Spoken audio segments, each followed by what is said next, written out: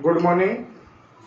आयकर में income tax में कल मैंने आपको बताया था कि सभी कर्मचारियों के लिए कर योग्य अनुलाभ होते हैं, तो उसमें से एक पॉइंट का अध्ययन हमने किया था। पहला पॉइंट हमने किया था मकान की सुविधा का मूल्यांकन किस तरह से करेंगे।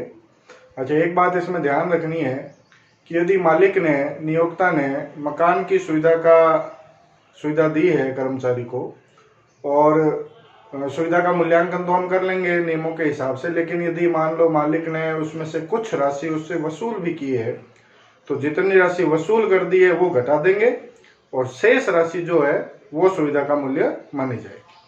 उसके बाद दूसरा पॉइंट, पहला पॉइंट हमने सुविधा का मूल्यांकन देख लिया था। अब दूसरा पॉइंट है कि कर्मचारी के जो दायित्व है, कर्मचारी के दायित्वों का भुगतान यदि नियोक्ता मालिक करता है तो उन दायित्वों की जो भुगतान किया है वो राशि भी कर योग्य होगी, वो भी सुविधा मानी जाएगी। तो उसमें से जैसे कौन कौन से दायित्व हो सकते हैं? कर्मचारी ने कोई लोन लिया है, उसका भुगतान कर दिया है मालिक ने, या शिक्षा के व्यय है, बच्चों की शिक्षा के लिए कोई खर्चा हो रहा है और वो मालिक चुका रहा है, तो वो भी इसी कैटेगरी में आ जाएगा। कर्मचारी के किसी नौकर का भुगतान जो है वो मालिक ने किया है, तो वो भी इसमें आ जाएगा। कर्मचारी के बिजली पानी के बिलों का भुगतान यदि किया है तो वो भी इसमें आ जाएगा। कर्मचारी का कोई कर दायित्व यदि मालिक ने चुकाया है तो वो भी इसमें आ जाएगा। तो ये सभी चीजें जो मालिक ने चुकाई है ये भी सुविधा मानी जाएगी और इनका जो भुगतान किया जा रहा है वो सारा कर योग्य हो जाएगा। ठीक है। तीसरा पॉइंट, जीवन बीमा प्रीमियम का भुगतान। यदि कर्मचारी ने कोई लाइफ इंश्योरेंस पॉलिसी ले रखी है और उसका भुगतान नियोक्ता द्वारा किया जा रहा है तो वो भुगतान भी कर योग्य होगा उसके। चौथा पॉइंट, आवंटित अंश। यदि मालिक ने कर्मचारी को अपनी कंपनी के कुछ अंश आवंटित किए हैं, रियायती दर पर किए हैं या फ्री में दिए, तो अंशों का जो बाजार मूल्य है वो पूरा का पूरा बाजार मूल्य जो है वो कर योग्य हो जाएगा। और रियायती दर पर दिए हैं तो बाजार मूल्य में से जितने उसने पैसे ले लिए हैं उससे उसको घटा के और बाकी राशि जो है वो कर योग्य हो जाएगी। पांचवा पॉइंट, अनुमोदित अधिवार्षिकी में 1.5 लाख रुपए से अधिक का अंशदान। यदि मालिक ने कोई अनुमोदित वार्षिकी, जिसको एन्युटी फंड कहते हैं, रिटायरमेंट पे काम आता है, तो उसमें यदि कर्मचारी के उस फंड में कुछ पैसे जमा करवाए, यदि 1.5 लाख तक जमा कराए तब तो कोई दिक्कत नहीं है, कोई भी कर नहीं लगेगा उस राशि पर। लेकिन 1.5 लाख रुपए से जितनी राशि ज्यादा जमा कराई है उस राशि पर कर लग जाएगा। ठीक है। छठा पॉइंट, यदि रियायती ऋण दे रहा है वो उसको, तो 20,000 रुपए तक का ऋण है तब तो उसकी सुविधा कर मुक्त है। लेकिन 20,000 से अधिक का ऋण यदि दिया जा रहा है तो फिर ऐसे ऋण पर जो ब्याज की दर होती है उसके हिसाब से सुविधा का मूल्य मान लिया जाएगा। लेकिन ब्याज की दर जो है वो स्टेट बैंक की काम आएगी, ये ध्यान रखना है। स्टेट बैंक ऑफ इंडिया की जो ब्याज की दरें होती है उन दरों के आधार पर सुविधा का मूल्य मानकर और कर्मचारी को कर योग्य जो ब्याज है वो निकाल लिया जाएगा। उसके बाद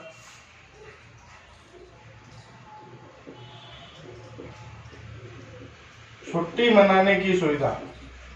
यदि नियोक्ता ने कर्मचारी को छुट्टी मनाने के लिए कहीं पे भेजा है तो भेजो, भले कोई दिक्कत नहीं है। वहां के खर्चों का भुगतान मान लो नियोक्ता ने कर दिया है, तो नियोक्ता ने जितने रुपए का खर्चा किया है वहां पे वो पूरी राशि जो है वो कर योग्य हो जाएगी। ये ध्यान रखना है अपने को। 8वां पॉइंट, भोजन की सुविधा। यदि नियोक्ता ने ऑफिस प्रेमाइसेज में, अपने ऑफिस में या अपनी फैक्ट्री में कर्मचारियों को भोजन की सुविधा प्रदान की है तो 50 रुपये प्रति भोजन तक तो कर मुक्त होता है। एक टाइम का भोजन 50 रुपये कर मुक्त होगा। यदि भोजन की सुविधा का मूल्य 50 रुपये से अधिक है तो जितनी राशि अधिक है वो उसके लिए कर योग्य हो जाएगी। ठीक है। उपहार 5000 से अधिक, यदि कोई उपहार दे रहा है नियोक्ता कर्मचारी को और उपहार की राशि यदि 5000 रुपये से अधिक है तो जितनी राशि अधिक है उस राशि पर कर लगेगा, उतनी राशि सुविधा का मूल्य मान ली जाएगी। उपहार में उपहार भी हो सकता है, वाउचर भी हो सकते हैं, टोकन भी हो सकते हैं, नगद हो सकता है कोई भी। तो 5000 से ज्यादा का यदि उपहार दे रहा है तो पूरी राशि कर योग्य हो जाएगी। उसके बाद क्लब के व्यय, यदि कर्मचारी किसी क्लब में मेंबर है और उस क्लब का जो खर्चा है वो मालिक दे रहा है, खुद के, या मान लो क्लब है, बताया था मैंने आपको, मालिक का खुद का क्लब है और सभी कर्मचारियों को यदि क्लब की सुविधा दी जा रही है तो कर मुक्त है। लेकिन क्लब किसी और का है और वहां पे कर्मचारी मेंबर है और क्लब के व्ययों का भुगतान जो है वो मालिक कर रहा है, तो ऐसी स्थिति में जितने व्ययों का भुगतान मालिक द्वारा किया जाएगा वो सारे के सारे व्यय कर योग्य हो जाएंगे।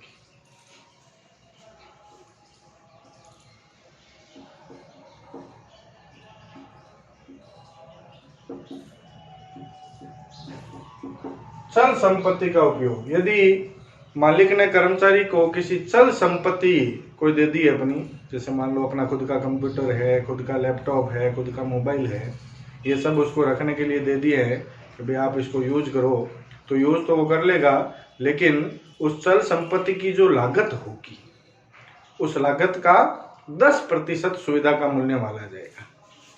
लागत का 10% सुविधा का मूल्य मानकर और ये राशि कर योग्य हो जाएगी। ठीक है।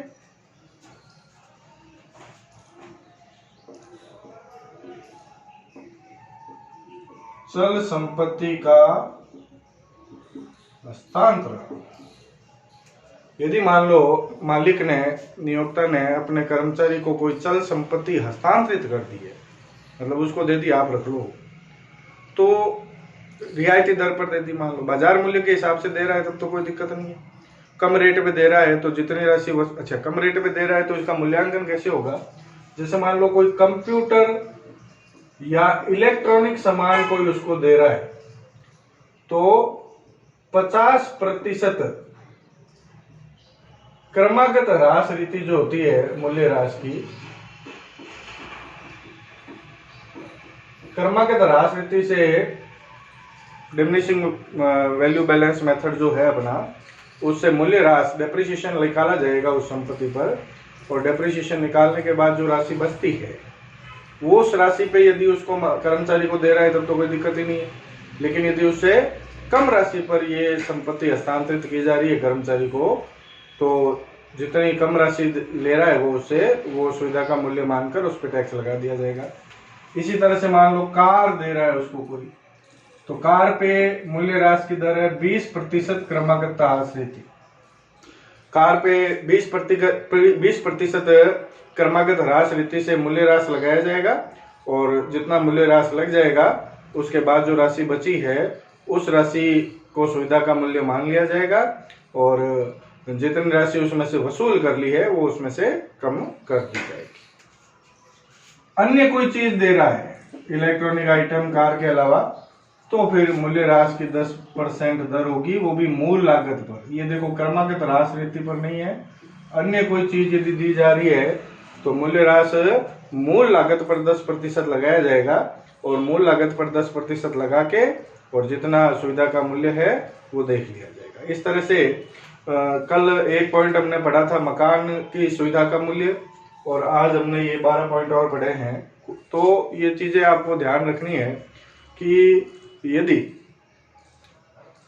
ये सुविधाएं दी जा रही है कर्मचारी को, तो ये सभी कर्मचारियों के लिए कर योग्य। देखो पहले अनुलाभों का पॉइंट हमने स्टार्ट किया था।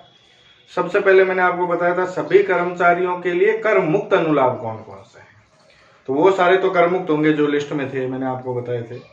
ये सारे जो है ये सभी कर्मचारियों के लिए कर योग्य अनुलाभ होते हैं। इनके ऊपर कर लगेगा, इनको सुविधा का मूल्य निकाल कर मान लिया जाएगा और उसके ऊपर कर लग जाएगा। अब तीसरा पॉइंट अपना जो आएगा, केवल विशिष्ट कर्मचारियों के लिए कर योग्य अनुलाभ। मतलब यदि ऐसी कोई सुविधा दी जा रही है तो यदि वो कर्मचारी विशिष्ट कर्मचारी है, विशिष्ट कर्मचारी कौन होगा वो हम आगे डिस्कशन करेंगे। यदि वो कर्मचारी विशिष्ट कर्मचारी है और उसको सुविधा दी जा रही है तब तो वो कर योग्य है, और यदि कर्मचारी विशिष्ट कर्मचारी नहीं है और उसको सुविधा दी जा रही है तो कर मुक्त होगा। तो विशिष्ट कर्मचारी कौन होता है इसकी डिटेल भी अपने को देखनी पड़ेगी, तो विशिष्ट कर्मचारी के बारे में भी अध्ययन करेंगे, ठीक है ना। तो ये पूरा पॉइंट जो है वो नेक्स्ट वीडियो में हम डिस्कस करेंगे कि विशिष्ट कर्मचारियों के लिए कर योग्य अनुलाभ कौन कौन से होते हैं, ये आपको नेक्स्ट वीडियो में पूरा बताऊंगा। ठीक है, धन्यवाद।